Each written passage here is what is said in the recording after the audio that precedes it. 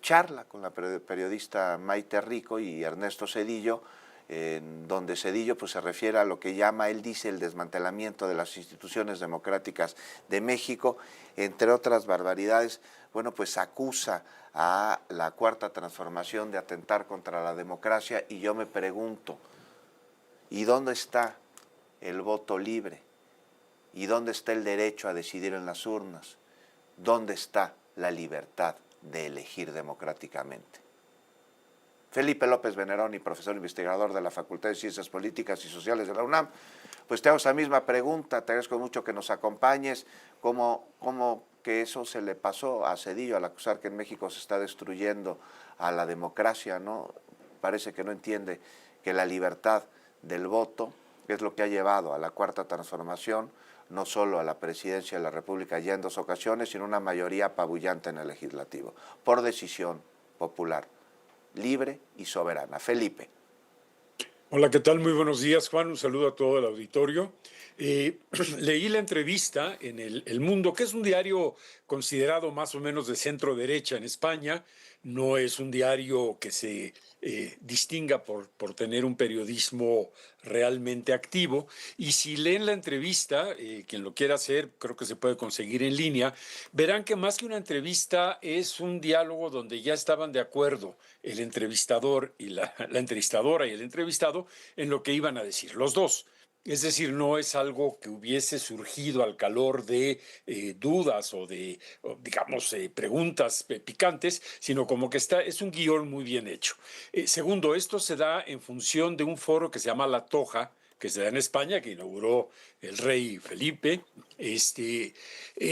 Alguien pensaba que a lo mejor ahí iba también a ir Krause, no se ha confirmado, creo que no fue, pero digamos, es este tipo de foro que alguien diría es la antípoda del el Club de Río, que son estos presidentes como Lula, López Obrador, la propia Claudia Sheinbaum, Mújica, que tienen una visión de izquierda.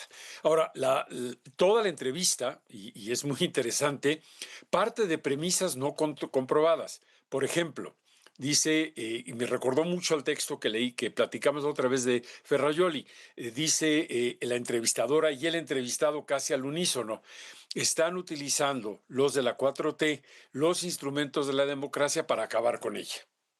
Entonces, pues así como que resulta medio complicado entenderle, porque lo has dicho muy bien, si hoy Morena tiene esta mayoría apabullante en las cámaras, no es como en antaño, que el PRI imponía esas mayorías, sino que fue electa popularmente por una mayoría que no está a discusión. Segundo, cuando la gente vota por Morena, no sé si todos, pero yo sí creo que hay una parte muy importante, estaban votando por un proyecto político que se había comprometido a una serie de cosas. Es muy fácil disfrazar la democracia y hacerla ver como algo muy funcional cuando, por ejemplo, en Estados Unidos o en Inglaterra tienes un sistema bipartidista, que ese había sido quizá el sueño principal de Carlos Salinas y que probablemente hubiera querido también seguir Ernesto Zedillo. Es muy cómodo porque finalmente tienes nada más de 2 sopas y no importa qué tanto se alternen, siempre van a seguir de alguna u otra manera la misma línea. En algunos casos aumentarán los impuestos, en otros no. Pero en México tenemos una pluralidad muy compleja. Y además, creo que vivimos 30 años bajo una gran promesa que nunca se llegó a cumplir. Y ese es quizá el principal error de Zedillo, de Salinas, de Fox, de Calderón y desde luego de Peña Nieto, que era las reformas neoliberales, donde el Estado se iba a echar para atrás, para atrás, para atrás, e iba a dejar todo en manos del mercado y la inversión extranjera, iba a tener beneficios incalculables para la sociedad mexicana. Y lo que vemos al final, todavía en el 2013, 2014, cuando se firma el Pacto por México y se hacen las reformas estructurales, es que realmente el beneficio a la mayoría de la sociedad no llegó nunca. Se concentró muchísimo el ingreso, los grupos que tenían acceso a este cada vez más reducidos y resulta que la gran promesa del TEMEC y del TLC, etcétera, pues no logró cumplirse. ¿No? Y en cambio sí vemos ahora una forma redistributiva de economía que, pues digo, simplemente ya sacó a 13 millones de mexicanos de la pobreza, ¿no? Que Entonces muchos, hay un perdón contraste Felipe, muy muchos los interesante. llevaron ellos, o sea, se están atendiendo males que ellos construyeron. Y ahora, aquí hay algo que me gustaría compartir contigo. Dice Zedillo en la entrevista, la cuarta transformación no tiene un proyecto para hacer de México un país moderno y con verdadera justicia social, sino solo un proyecto de poder. ¿Qué le respondes a Ernesto Zedillo? Creo que es exactamente al revés. El problema fundamental de la oposición y en particularmente de este grupo, digamos, que está entre la derecha extrema y la centro derecha, y a eso voy rápidamente después, es que no tienen cómo responder a toda la estructura, a todo el proyecto que está presentando la 4T y que de alguna manera, como en su momento, por ejemplo, Mújica en Uruguay o ahora Lula en Brasil y en otros lugares del mundo, no se puede cortar a rajatabla y decir, es que Claudia Sheinbaum es populista de izquierda. Morena es muy compleja, creo que ese es su problema de estos grupos de derecha, que no logran asir y definir exactamente qué es lo que era también una característica del viejo PRI. Pero al contrario, el problema que tiene en este momento el PAN, el PRI, y si nos vamos a Argentina, vean a Milei, y si nos vamos a Italia, vean a Meloni, etcétera, es que no tienen un proyecto alternativo que realmente capte la imaginación popular y mueva a la gente a votar por ellos. Y Rubrica creo que su este es. entrevista a Zedillo diciendo, el único privilegio que he perdido es el de ser ciudadano de un país democrático y ese privilegio me lo quitaron Andrés Manuel López Obrador y Claudia Sheinbaum. ¿A qué país se referirá? ¿Cómo ves a la democracia hoy en México, Felipe? Mira, la democracia en México siempre ha sido muy compleja y es la famosa pregunta de don Pablo González Casanova, ¿no? No ha sido fácil por una razón muy sencilla. México no ha sido un país igualitario. Apenas ahora empieza a romper esa barrera de la desigualdad. Y tú no puedes construir un modelo democrático serio si no tienes niveles de igualdad más o menos altos. En Estados Unidos tendrías todavía hace algunos años a lo mejor un 25% de la población en estado de pobreza, con el resto, 75% de la población, clase media, media alta. Así es. En México es exactamente al revés. Y regresando a la Entonces, pausa, seguimos conversando de este tema porque nos cayó Felipe, pero vuelvo contigo. Durante el sexenio de Ernesto Zedillo entre 1994 y el año 2000 se documentaron crímenes y graves violaciones a los derechos humanos, además de actos de corrupción, de impunidad, de desmantelamiento de los recursos del Estado. Recordemos la masacre de Acteal, 22 de diciembre de 1997. Recordemos la masacre de Aguas Blancas, 1995, el 28 de junio de aquel año.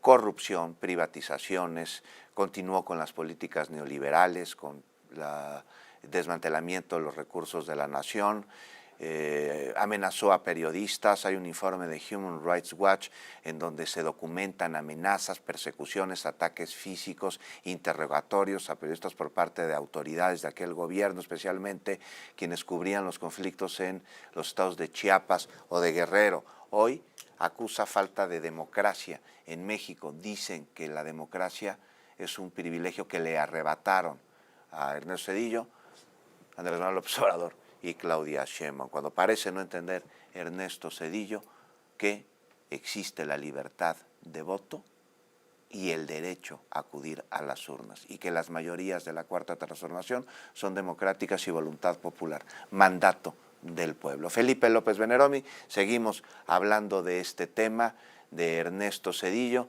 en donde, bueno, pues parece que ya un vocero muy desinflado, ¿no? Porque mucha acusación, pero poco argumento, hasta fantasiosa, me parece. Hay cosas en las que hay que poner atención, sin duda alguna, pero falta democracia en México. Se dice un mártir que se le arrebataron, pues parece que no entiende el México de hoy, que no lo conoce, que no ha venido hace mucho tiempo o que está hablando de otro país.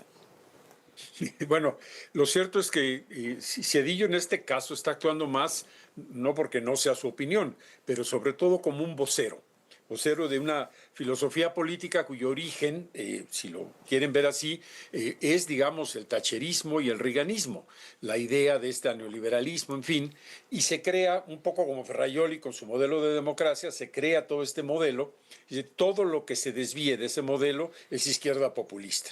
y se descalifica a rajatabla los éxitos que han tenido, por ejemplo, gobiernos como el de Lula, como el de Mújica, o del propio López Obrador y de Claudia Sheinbaum. Y no cabe duda que Ernesto Zedillo le tocó asumir la presidencia en una situación muy complicada. Más o menos pudo enderezar el barco, pero sí se cometieron errores y hubo decisiones que, vistas a la luz, digamos, de la democracia electoral, pues dejan mucho que desear. Tú hablaste de esta reforma a la Suprema Corte, que fue a decretazo, ¿eh? Ni siquiera hubo participación del Congreso ni de la Cámara. Eventualmente sí ya participó el Congreso. Hizo mucho Zedillo. Yo hasta me atrevería a decir, y muchos amigos que tengo que militan en el PRI me han dicho, Zedillo no quería que el PRI ganara. Zedillo no quería que en el 2000 continuara el PRI. Y casi no acababa de llegar los resultados finales cuando reconoció el triunfo de Fox, que está bien, está en su derecho. Sí hizo unas reformas que son importantes, que hay que reconocer, sobre todo en, por ejemplo, todo lo que fue la acción de inconstitucionalidad, la controversia constitucional, como mecanismos alternos al amparo cuando había conflictos entre instancias de gobierno. Pero también tuvo muchos defectos. No hay régimen perfecto. Como se arraja, y si me permites, leo rapidísimamente una de las preguntas que le hace esta periodista para que vean a lo que me refería al principio, de que este no es un trabajo de información o de periodismo, es realmente una cuestión de propaganda. Entonces, rápidamente hago la pregunta, dice la reportera, usted impulsó una transición a la española. La reforma de 1994 garantizó la independencia judicial y la reforma constitucional del 96 garantizó la celebración de elecciones limpias con órganos autónomos y acceso de los partidos a los medios y a la financiación. López Obrador ha hecho el recorrido inverso, a la venezolana. Ha usado los resortes democráticos para revertir la transición. Entonces, dice, bueno, pues más que una pregunta, esa ya es una hipótesis comparada por la periodista, y claro, Zedillo nomás responde, claro, así es. Sí. Entonces está como muy amañada la entrevista. Creo que el problema fundamental aquí es que este modelo de Thatcher-Reagan, que tuvo grandes éxitos en un principio, pero luego llegó a sus límites y en México pegó muy duro, pues no tiene ahora digamos, una renovación. Y entonces por eso tienes estos cambios cosméticos, por ejemplo, en el PAN, que no te dicen, bueno, ¿cuál es el proyecto que me estás ofreciendo alterno a la 4T? Si no tengo un anclaje ideológico, lo que veo simplemente son políticos ávidos de poder. Y aquí nos caiga bien o nos caiga mal toda la filosofía, toda la narrativa de la 4T, lo cierto es que, si recuerdan ustedes, amigos del auditorio y Juan, cuando se decía, no es que López Obrador se va a perpetuar en el poder, pues no fue el caso. Actuó como Zedillo también, como un demócrata, terminó su periodo y se fue. Es que Sí. Claudia es la continuación de López Obrador. Bueno, es la continuación de un proyecto político en el que se suman muchas fuerzas. Pero así que digas es la continuación de López Obrador, creo que no es el caso. Para empezar, me parece increíble que Zedillo no reconozca ni la reportera que lo está entrevistando el éxito maravilloso, el gran logro que significa que una mujer llegue a la presidencia en México, ¿no? Que no se le quieran dar los méritos que tiene Claudia Sheinbaum, incluso por ahí dice Zedillo, es que yo no la conozco, no sé quién sea. Bueno, si se esfuerza un poquito y lee su biografía, va a ver de qué tamaño y de qué talante es Claudia Sheinbaum, ¿no? Y la última paradoja, si me permite Por rápidamente, favor, Juan, Felipe. es la siguiente. Zedillo llegó a donde llegó gracias a ese PRI viejo que tanto cuestiona, porque él estudia en escuelas públicas. Venía de una familia con problemas económicos, etcétera. Estudia en escuelas públicas creadas por el PRI. Finalmente, estudia su carrera de economista en el Instituto Politécnico Nacional, que es una creación de Lázaro Cárdenas, al que podríamos llamar el más populista de los presidentes del PRI. hizo cosas extraordinarias, la nacionalización del petróleo, la creación de Pemex, etcétera, ¿no? Entonces, gracias a eso es que Zedillo logra llegar a donde llega, ya de ahí se va a Yale, donde ahora es profesor, y por ejemplo, no dice nada de que también participa en el Consejo de Administración de la Union Pacific, de los trenes, pero bueno, esa es otra. Esa es otra historia que también así como se quedó por ahí flotando. Pero me recuerda un poco el problema de Xochitl. A ver. Es gente que empieza de abajo, con mucho esfuerzo, mucha inteligencia, logran subir y una vez que logran subir ya no quieren volver a ver a los de abajo. Así es, así parece, ni a los de abajo, ni a los de enfrente, ni No, tampoco al y país, a si los no se han otros. dado cuenta que es otra nación muy distinta a partir de 2018, México. Totalmente. Pues Felipe López Veneroni, te agradezco mucho que nos hayas acompañado para analizar este pequeño trabajo de propaganda que se publica en un diario Sí. español. Muchas gracias, Felipe. Un abrazo, muchos saludos, Juan. Saludos al auditorio. Abrazo muy fuerte, Felipe López Veneroni.